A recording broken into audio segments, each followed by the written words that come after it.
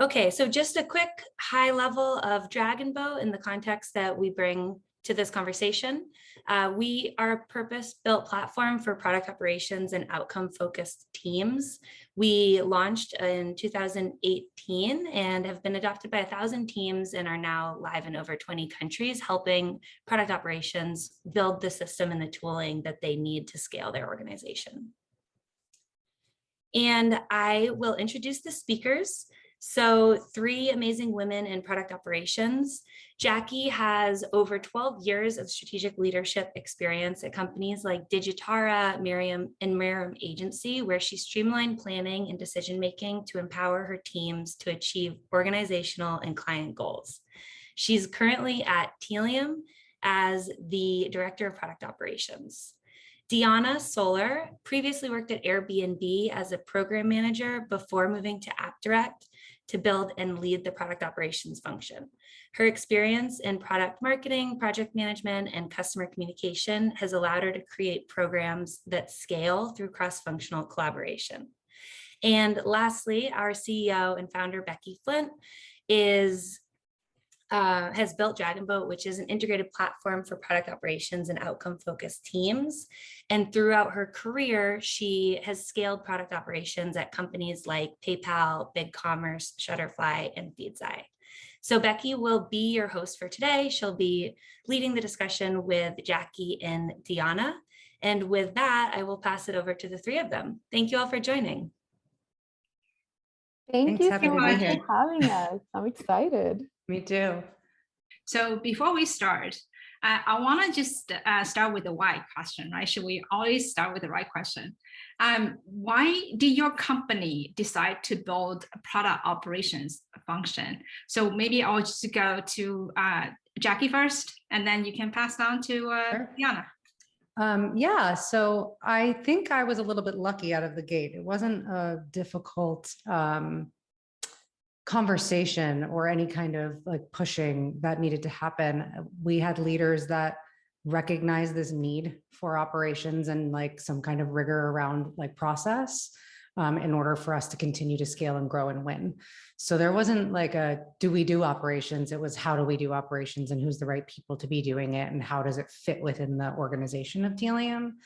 And at first I was sitting underneath the enterprise product arm within the product organization. When my current boss came in, the SVP of product, he recognized even greater of a service that product operations could provide to all of the groups within product org, as well as, all the tentacles that then reach out and interface with the product organization. And so he kind of made it official and pulled me out from underneath enterprise products and really established like my title as product operations director and all of that.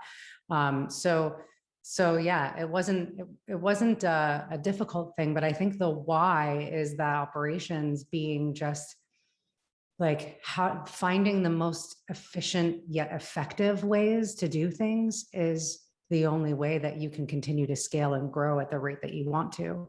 And so if you don't invest in that area, you're going to be behind the game. Right. Absolutely. So to give my answer, I'll start by describing what the company is. So AppDirect is a subscription commerce platform. We make it easy for customers to find, buy, and use any recurring digital service. The product operations team today consists of approximately 20 product managers, about 6 product directors. So over the last few years, the company has been scaling quickly. We're addressing a big need in the market. I read recently somewhere that approximately 95% of B2B companies now offer subscription-based product, and our teams are building and powering that platform to help our enterprise customers build and launch a digital ecosystem. So you have a why. The company is growing quickly.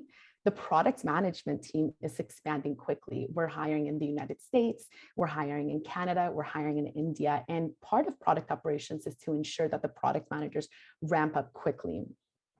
So as the company is growing, as the team is expanding, we are releasing a lot of features on a weekly basis. So they needed someone to come in to create the policies and procedures to promote that operational excellence that Jackie was referring to also in her company throughout the product development lifecycle, helping the team optimize its product launch readiness and introduction process. So a little bit in comparison to Jackie's story, the role of product operations was evangelized by the vice president of product. And he's been thinking about this for several years. And it wasn't until recently that he identified, okay, it is product operations. We need somebody with a specific experience, with a specific skill set. And so they found me and they brought me in. Wow, amazing. So it's interesting. I want to just kind of jump in a little bit of one of the things that I personally experienced very similar to yours. And it's almost like 17 years back when I was brought to PayPal. It's funny, you think a product ops is new, the term is new, but the role is not new, right? It's like a product management. And that time when I was brought into PayPal, we were expanding very quickly. We were growing internationally, that from 4 countries to more than, now it's like over 200. And that time, product manager has so much challenges just working with each other. They take multiple teams to build product, and you work with, the other teams than engineering, right? So there's the legal team, go to market, and all these other pieces that who's gonna take care of that. And then, obviously then as time goes on, you have lots of customer feedback, customer needs, then you have business objective to manage and dependencies coming through. So over the years, you realize that, product operations is, obviously driving efficiency, driving teamwork together, but ultimately, I think the successful product operations is really to help the organization to drive outcome that works with all the factors associated with that. So, I mean, what do you guys think? Do you guys feel like your success in some way is, obviously the working with the cross-function team efficiencies? Is there expected or other elements that kind of bestowed on you as you're going through the journey? Go ahead, Deanna. Yeah, for sure. Absolutely. So when I came in, one of the things I needed to quickly understand is not only where the product management needed product operations, what are the friction points that the product managers are encountering, but also what are the needs, the needs of the cross-functional team, specifically the customer-facing teams. And it was building the why and showing the value and building those bridges of collaboration with those leaders that helped me identify what product operations is and what does it look like. Having said that, I do believe it's going to continue to evolve. And although today we're outcome driven, in the future, I need to be data driven. And we'll get into that a little bit more as we answer some of the questions that came in. I would completely agree with that and say like the outcome driven, the data driven. When I first started, a lot of our focus right now is very like executional rigor. But as we kind of get our footing with that, and Dragonboat is helping us with it a lot, it gives us the breathing room to now focus on those outcomes. And then how do we manage up to senior leadership to give them the visibility and how they're spending their money? Yeah, I think that makes a lot of sense. And the roles are so big. So I want to kind of move on to our natural topic, the second one, which is when you get started, every job start with every function start with a new. What are the biggest challenges or, the areas of focuses? You flip the coin either way. Were you facing? Sure. For me, first and foremost was executional rigor. We had a pretty big engineering team working on some really amazing stuff, not quite as organized as it could have been. So we helped to establish Scrum and to get the Jira tool up and running with our engineering operations partners and making sure that it serviced both product and engineering in the right ways, like the handshake there. So that was like the first kind of getting like the runway there to pave that. And then the second biggest task or challenge, if you will, that was asked was, can you help us with the launch process? Launch being not just we're code complete, but how do we interface and collaborate with all of our marketing partners, our sales, our support, everyone who needs to be enabled to make sure that they have the right training, the right processes, communication plans, et cetera, in place. So we spend a lot of time focusing on that and building on that. And obviously everything's also iterative, right? We go back, we inspect, we get better. And then transparency and confidence. How do we tie those two things together and provide visibility, but also gain the confidences of those partners in our leadership and our ability to deliver on our commitments and our promises? Right. Absolutely. Absolutely agree with Jackie said. So as I mentioned, coming in, I needed to, because I am a team of one right now, I needed to learn the biggest issues facing our customers, both internal customer, our customer facing teams, and also our external customers.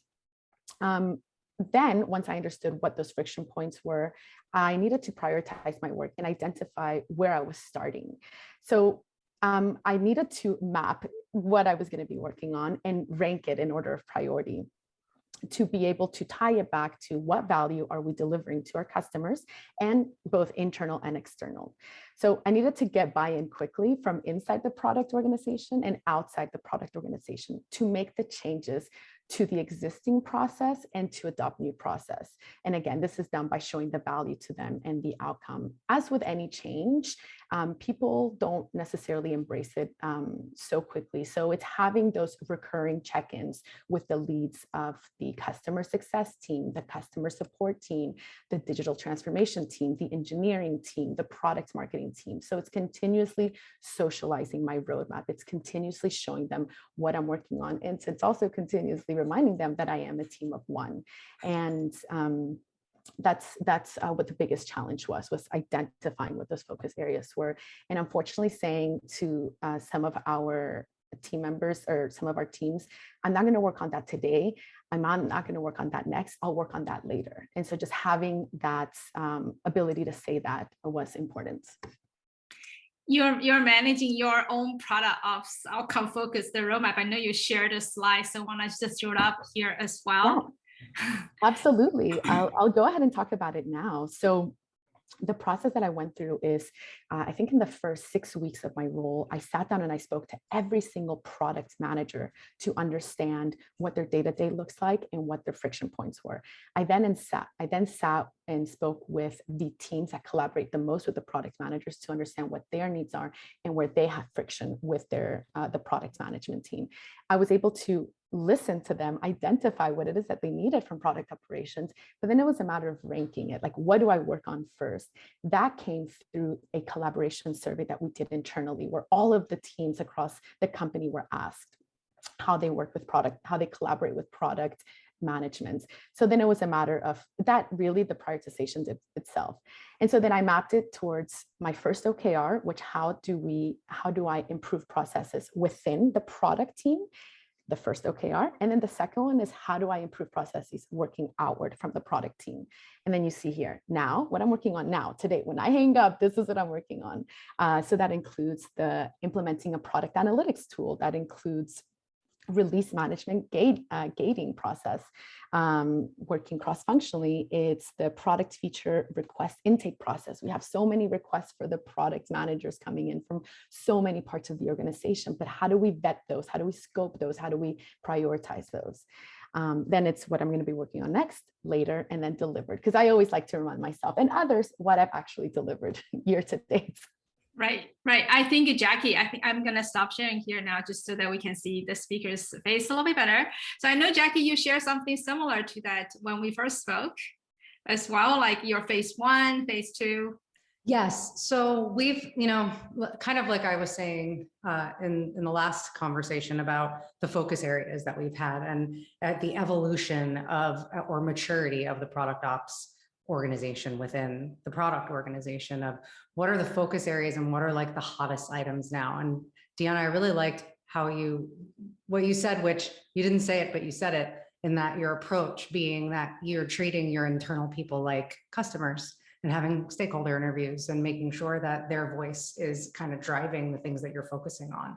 So that's a similar approach that we've taken and what's kind of guided those areas that we focused on. And right now we're really, really into the visibility piece, that third challenge that I mentioned, and like getting our roadmap in a place that everybody can digest it and that ladders up to those outcomes so that we can manage in a little bit more of a centralized way is the biggest focus. And I think from there, we'll kind of expand into a little more of how do we handle like product management spillover and like all the different types of little things that they do on a daily basis that we can find ways to automate or optimize or take off their plate in some way in the most effective and efficient way. That's cool. So I totally hear from you where the organization going through the phases of maturity. So going from all over the place when you start to have a structure, and then you start to build the understanding of roles and responsibilities and best practices. And then you started to kind of understand the friction point and start to build a framework where starting with the visibility and then understanding the cadences that you bring the sort of moving outbound things into together. So I think you have like cadences, the check-ins, both within product ops with other functional teams and probably between your product teams as well. So do you have some sort of, did you change any of the processes and or the cadences that as you're coming into your role?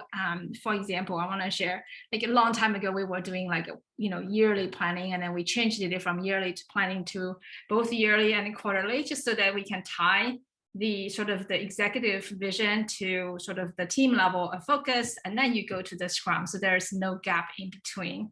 And then implementing things like quarterly, bi-weekly check-in with the cross-functional team. So do you establish some sort of playbook? I think a lot of members here kind of want to know what works best in terms of cadence, and what do you change some of them? So maybe I start with Jackie.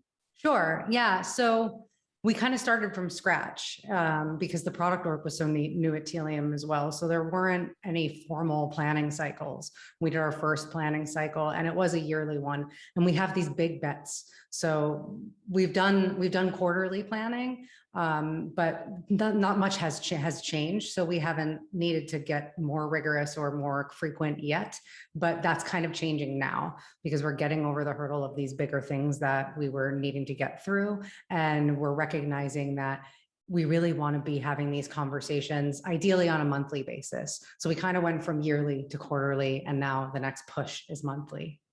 Right. So I believe the name of the game is rigor, as Jackie has said it. So the 6 product directors at AppDirect, they've done an excellent job at setting up like the first version of these monthly cadence, like quarterly planning and monthly updates. Where I come in and can deliver value and have already started to make recommendations is tying the data back. So if we had, for example, 10 interruptions to the roadmap, I want to know where these interruptions came from and how can we avoid them, because interruptions to the roadmap is what you want to avoid. And for example, going into Q4 planning, it's taking place starting next week. It's what % of the roadmap do we leave open to address technical debt, to address urgent escalations that come in from customers, something that broke. So it's making small recommendations with the buy-in of the right people. Otherwise, if I come in with my entire, like what I had envisioned early on, I'm not sure how well received that would be. But one other change that I'm recommendation for Q4 product roadmap presentation is, instead of speaking about the functionality of a feature, let's talk about the value to the not just the end user, but like by persona. So we have features that impact the marketplace manager, features that impact the software developers, features that impact the end user. So let's talk about the value to those personas instead of like, this is feature A, this is feature B, this is feature C. So it's also how we're presenting to our customers that I'm making recommendations. I would add to that on the roadmap side of the interruptions to the roadmap. Of course, we always want to avoid them, but we never do, right? So another thing that we have been trying to focus on is how do we empower the product managers to have all the data that they need in order to make those trade-off decisions and communicate that out and re-baseline expectations based on that. So what's the information and the data they need, and what's the platform they can use in order to do that as quickly and easily as possible has been a focus as well. Yeah, I think actually you guys both bring up some very interesting conversation. I want to just kind of put a little color that I had. Before we definitely want to have, somewhat of a commitment, especially in B2B company, right? So you have lots of customer commitment, you have market commitment, so that having a roadmap that would help to fulfill that is important. But on the other hand, we also know that market's changing quickly. We never can be so sure about what's going on. And then sometimes things just take longer or something come up. So having that, I think what both of you are leading to is that one is the understanding when that happened, understanding what's the implication, understand the root cause of it, so then we can make informed decision on should we make the change? Is it for the better? What we are trading off, because obviously we are trading off. So having an informed decision making that is really important. But at the same time, just by understanding that, it will also help us in the future to say, how much we should leave room for it, right? So instead of become a disruption, but rather than it's become something more saying, hey, we have a way to preserve for changes, so we know that things coming over time.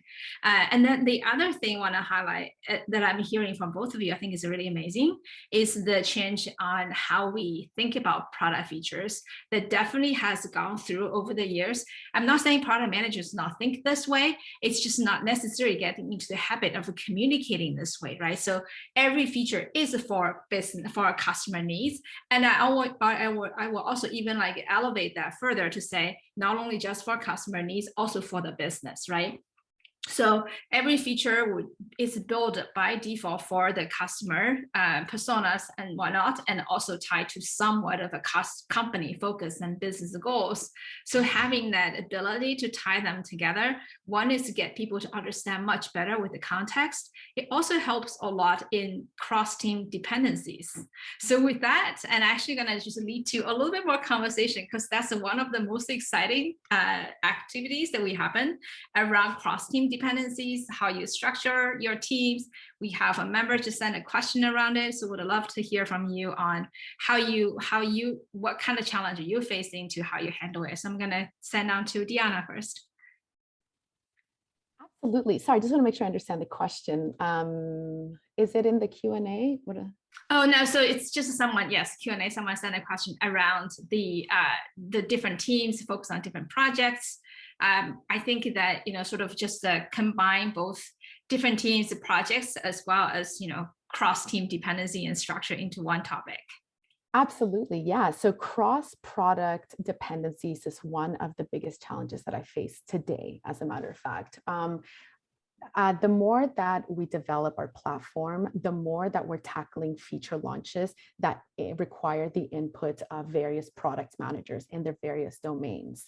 And getting those individuals, those product managers, those tech leaders, those UX leaders to come together to speak and identify, okay, this is the timeline, this is the potential trade-off, this is the dev amount.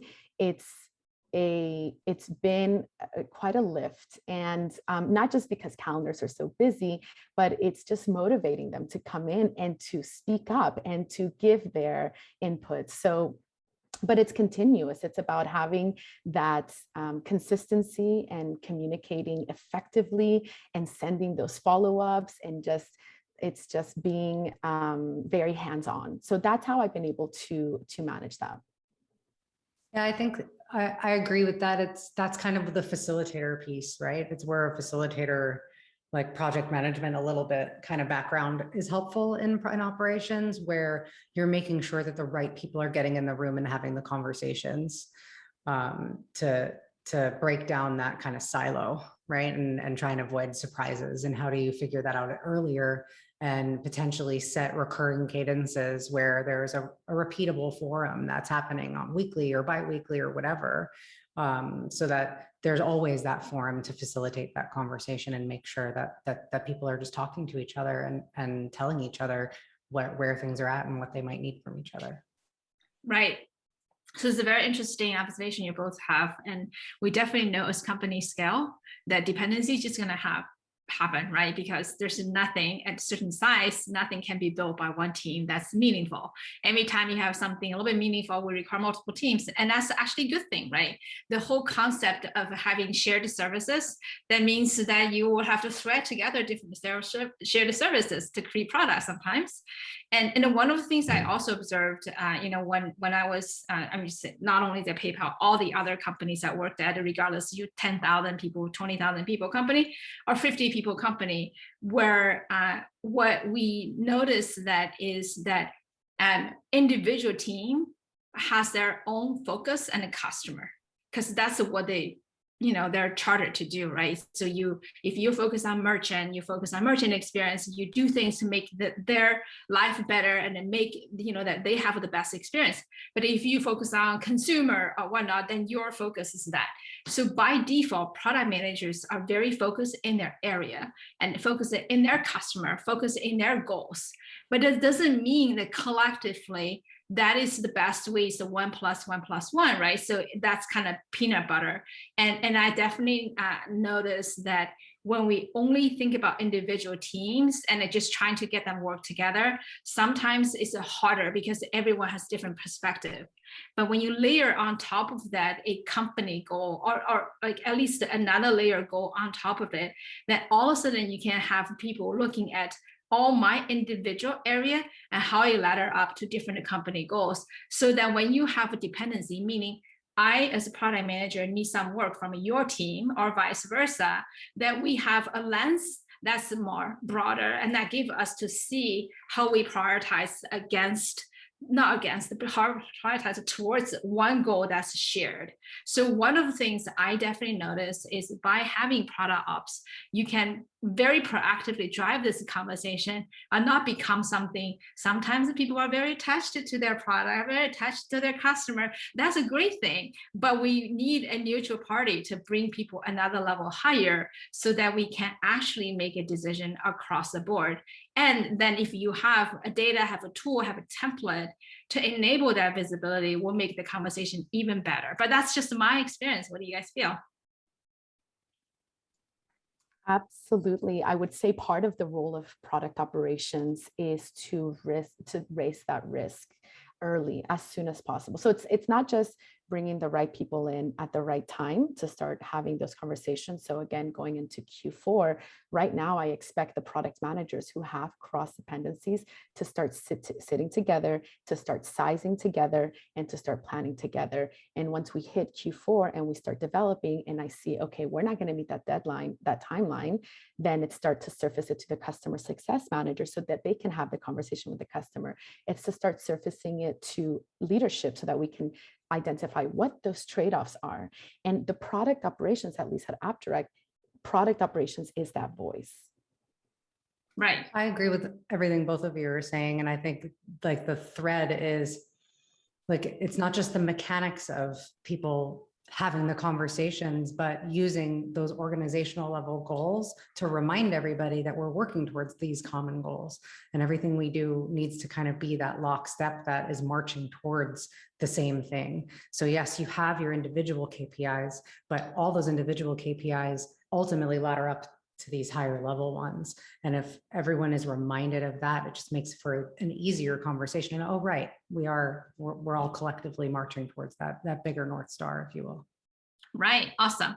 So I'm going to moving down to, we kind of covered why we, the company decided to have product ops. So we covered a little bit of the biggest challenges as well as the quick wins, both sides of the coin. So I want to just go on to a couple more questions. So the next question is, when should you introduce a tool? And if anything, what tools do you recommend? Sure. Deanna, sorry. Deanna, you can go first. Oh, okay, thank you. So as I mentioned before, right now and during the early stages of my role, we're very outcome driven. Optimized product launch readiness from the moment the feature request comes in, through development, testing, validation, go to markets, and then even deprecation.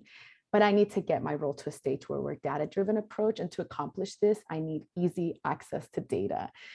So currently we're in the process of evaluating a data analytics tool. To be more specific, we're looking at Pendo and we're looking at Gainsight PX to give us those data analytics that our product managers need to understand the customer journey within the product and the platform, but will also allow us to understand and better prioritize and better work with the customer success managers to better guide our customers if they're getting stuck somewhere, why, or some of our top performing customers, what is the configurations that they have, what are the features that they have enabled that are allowing them. And we're looking at their GMV, their revenue, we're looking at their total addressable market. So it's with a lot of data that we're able to give the product managers that insight, and then product operations, myself, to be able to better plan and prioritize and be more focused and have the conversations, those trade-off conversations.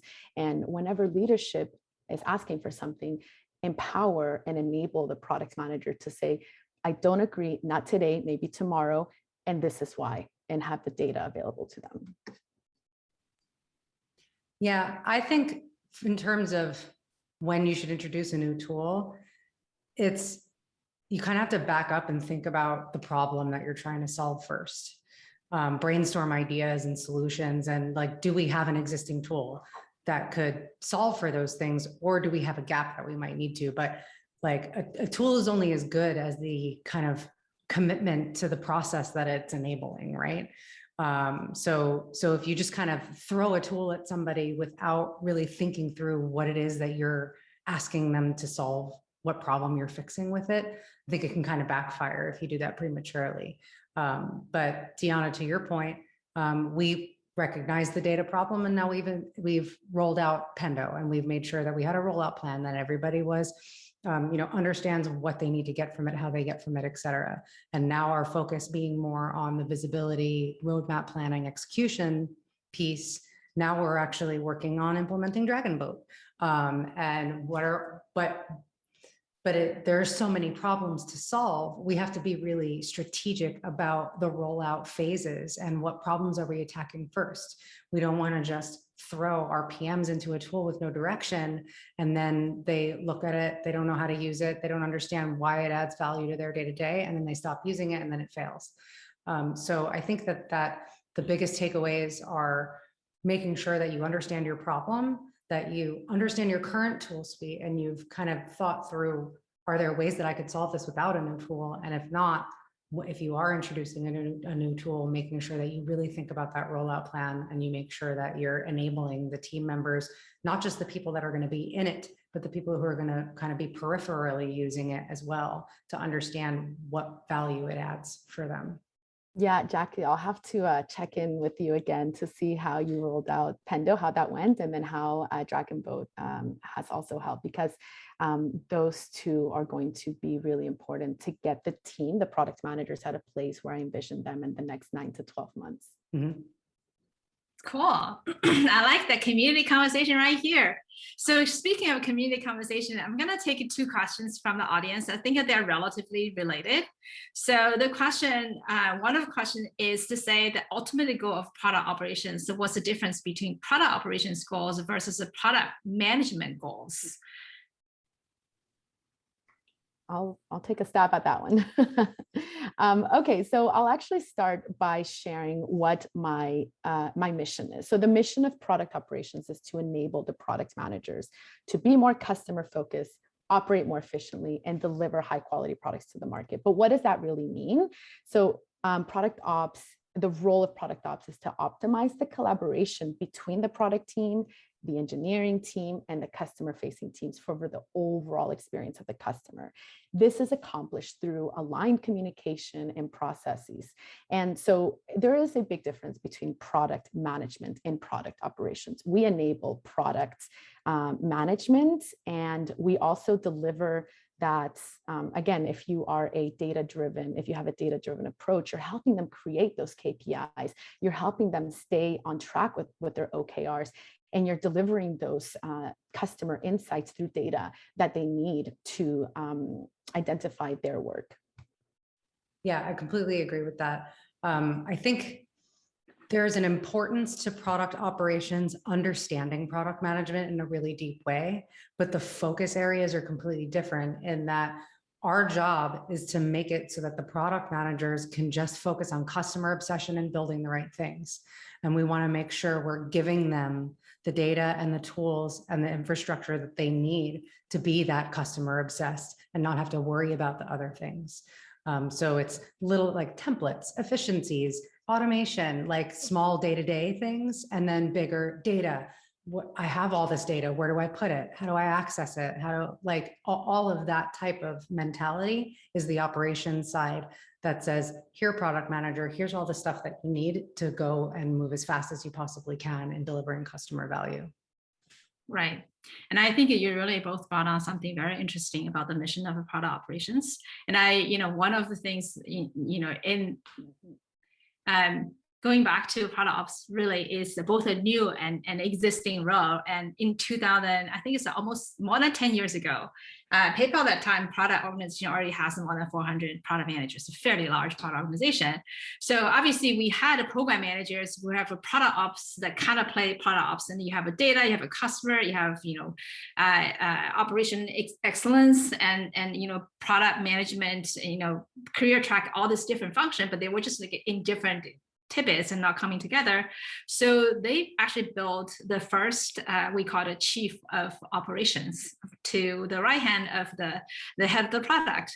And then that role expand to roles including data analytics, so that kind of provide the product managers access to data that's defined consistently, because sometimes you define revenue different way. So you look at different number or engagement, right? So you have a data service team help people to define data similarly and be able to access data similarly. And then there's like a user part of things. So user research, user survey, and recruiting users, for example, for interviews and for that, because that could take a lot of time for product managers to even go through that. And then obviously we have things like planning and portfolio planning and quarterly planning and alignment and visibilities and so on. So it's great to hear what you mentioned. And ultimately what I heard from time to time is that product ops are really the enabler. You both mentioned that, the enabler for product managers, so that they can be outcome focused, customer focused, and be able to access the information they need in a way that's consistent and quick, and be able to getting the context, strategic context from both the executives and the leadership team, as well the context from external, so that when they do prioritization, when they work with each other, when they work with the engineering teams, that doesn't get lost. So it's so cool to hear what you say. And there's something very interesting I'm going to ask, which is a lot of times people say, hey, product ops feels like a project managers for the product organization. So I would, I see both of you shake your head. So I want to pass on to you. I definitely want to have my opinion on that as well. So who want to go first? You want to go? I'll go. I think that there is an organic project management mindset and background that leads to an operations person. Like it's just a personality thing, but actual project management is not what we do. There are some of those skills that help us, because project management has a lot of process kind of mind-oriented things to it. But especially in today's day and age where like waterfall is just kind of a thing of the past, and we're trying to be more and more agile in a genuine way.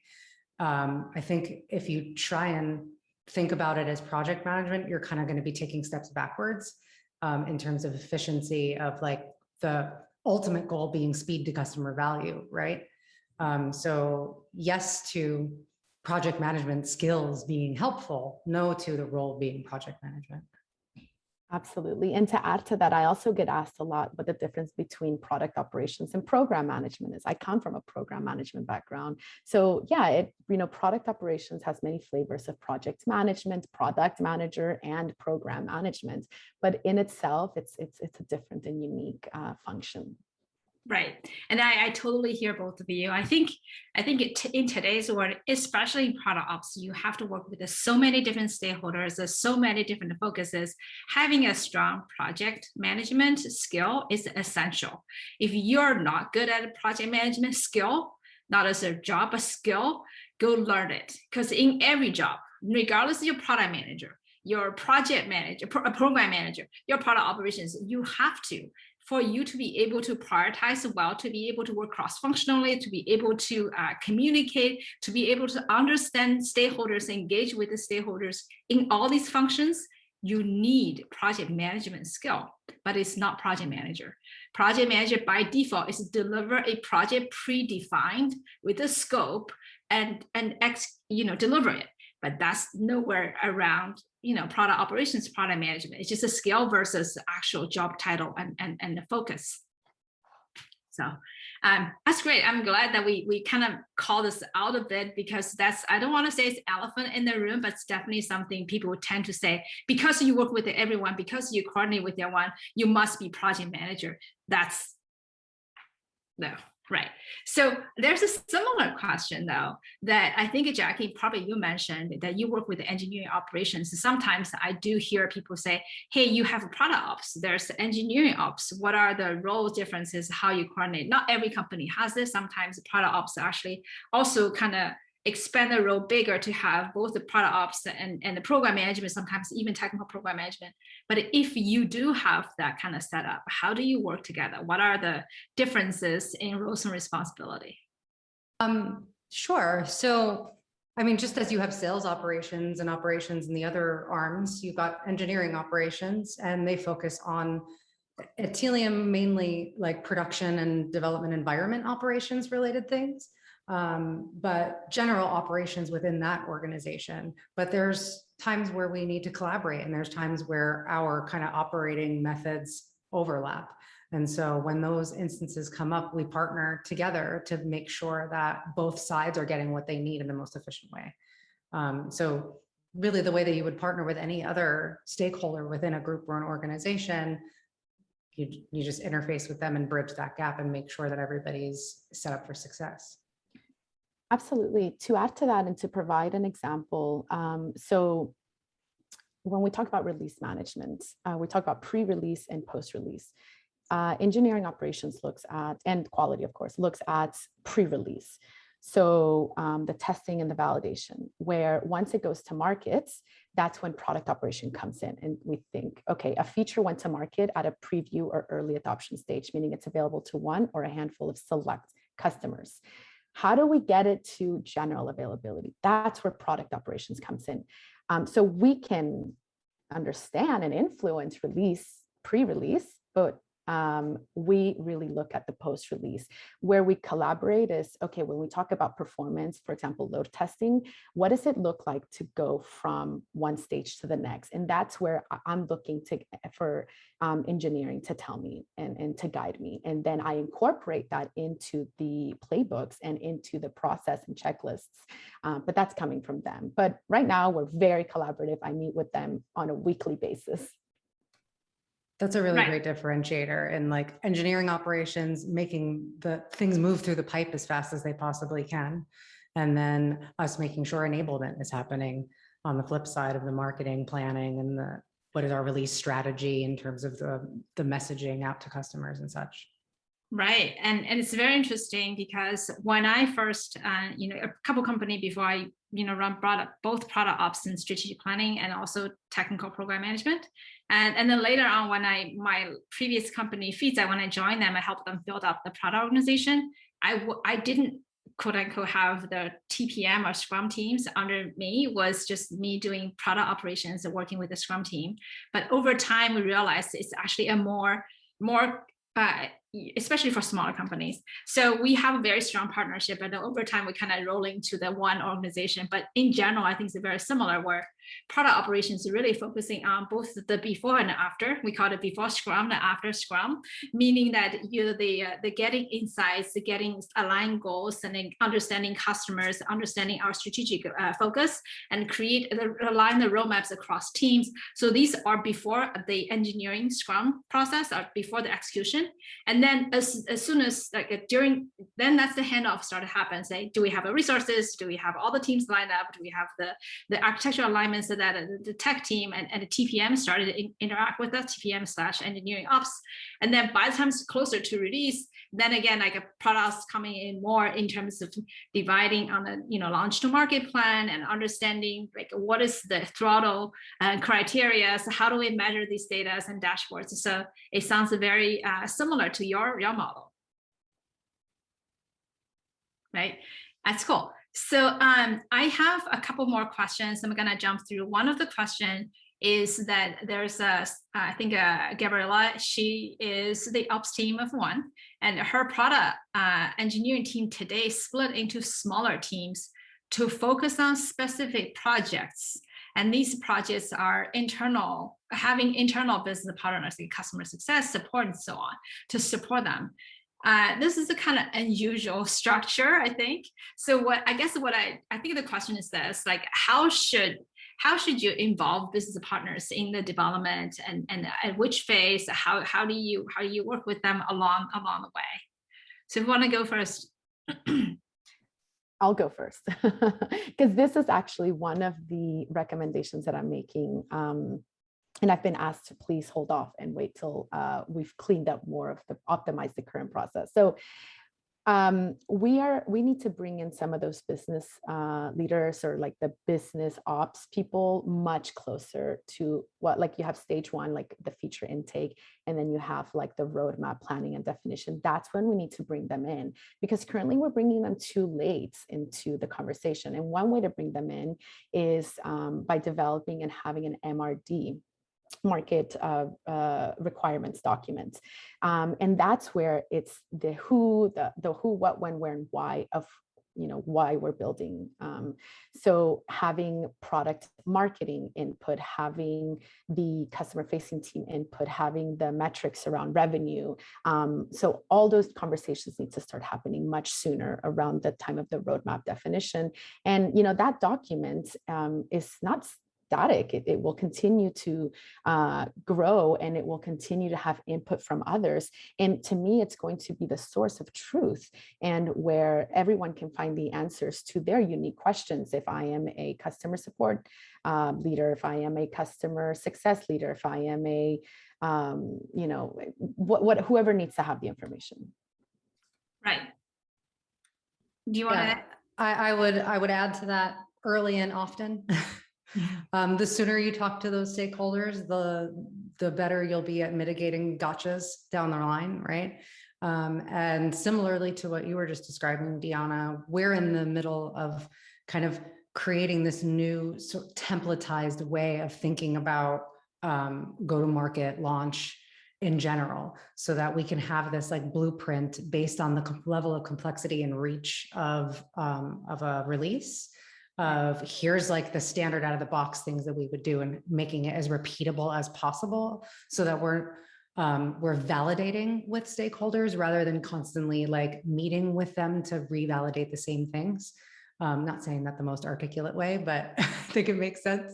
In terms of how do we get their input in this process, and if it's repeatable enough, not having to ask them every time, do you need these 10 things? We know you need these 10 things. Right. Here's our readout of what we think you need. Is there anything else based on this context that you might add to this in this instance? So kind of flipping that and templatizing it, making it a little bit more streamlined. I think this is so spot on, Jackie and Diana, that a couple of things that happened in my career as well. I remember when before I joined a company, they just had the product managers, engineering, and business. So some of the product managers are more experienced, and they would go engage with the customer success and so on to understand the customer needs, in addition to his own research, so that he had pretty good process of engaging the customer, engaging the internal team, understand pain points, and build a product. Some of them are new; they don't know who the people are. So that then in go-to-market, same thing, where the code release is still in the A/B testing phase or throttle. So you have like a customers calling to support saying, hey, this is not working. Support say, what is this?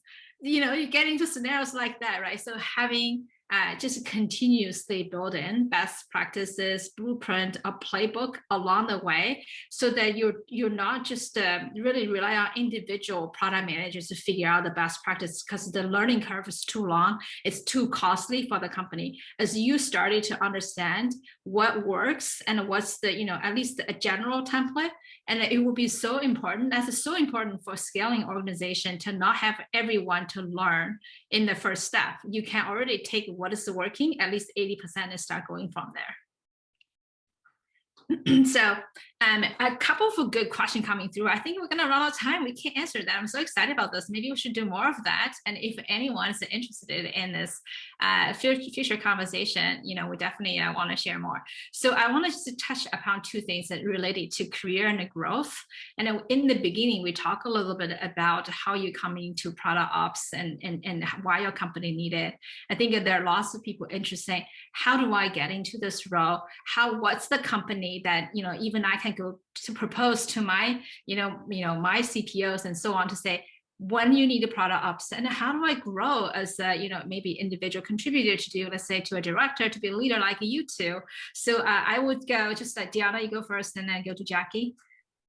Yeah, absolutely. So it's incredibly important that you are when it comes to, I'll answer the second part of the question first, when it comes to developing this into a career path. So I align with not only my director, but with my vice president as often as I can to make sure I understand what their vision is for this role, and to be able to explain what my vision is, because I'm doing the work day to day. As a reminder, I am a team of one right now, and I'm having to do that prioritization and focusing on only these three things.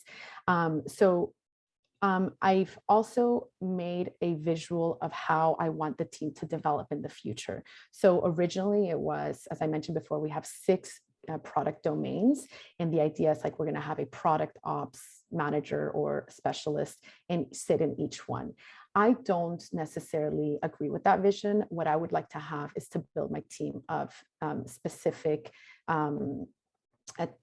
specializations. For example, I'd love a data analyst, a program manager, a project manager, because all of this is going to help enable the product managers. Now, and I'll actually hand it over to Jackie now to help to answer. Yeah, so staying backwards, I think in terms of the growth part, so there's the hard skills that you kind of pick up over time, right? The more you do something, just general experience that you gain, the better you get at those hard skills that are necessary to complete the job. What rounds it out and I think helps you grow is your aptitude for relationship building and the soft skills that you can pair with that.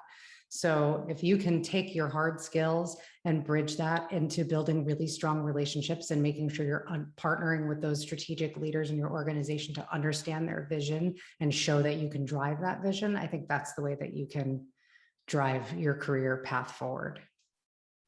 Right. And I definitely gonna echo that.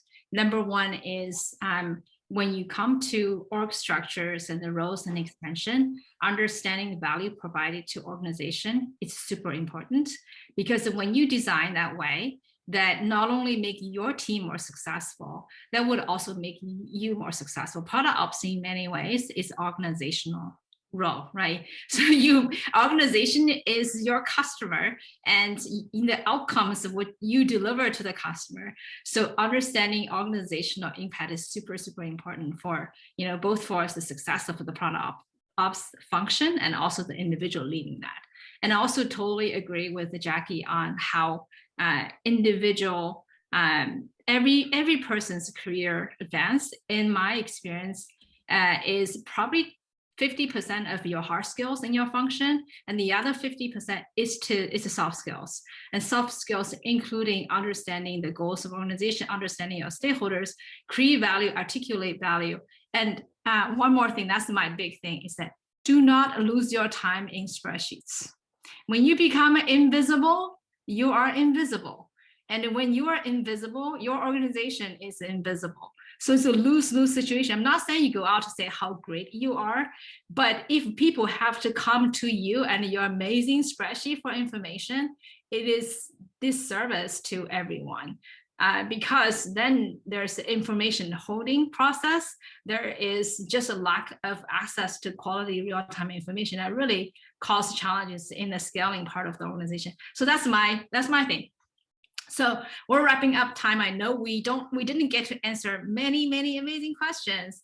So maybe I will just turn it over to Baji and share some of the final resources. Thank you, Becky, and thank you so much, Deanna and Jackie. I've noted down all of the questions, so we will follow up individually with everybody that we didn't get to answer. And there seems to be a lot of themes around the structure of the team, how you individually get into product operations, and then what teams you work with. So maybe we'll kind of build that into a follow-up conversation where we can elaborate on some of the topics we discussed today. So thank you all for joining and submitting your great questions. We will follow up with the recording, with the notes from the presentation today, with Deanna and Jackie's LinkedIn information. So go ahead and add them. And if you have any other questions, definitely reach out directly. And then with Dragonboat information. So there's a lot of really good free resources on our blog about product operations, what tools you use, how to get into it and think about it, as well as a responsive PPM community where you can get certified for free. We're also building a couple communities that Deanna actually suggested a few months back. So we're working on a Slack group and a Facebook group, and we want to create a place for everybody to connect and interact and build off of each other, since this is such an emerging field where we're all kind of learning together as we go. So we'll share all of that in the follow-up email, and we hope to see you all again in future conversations about product operations.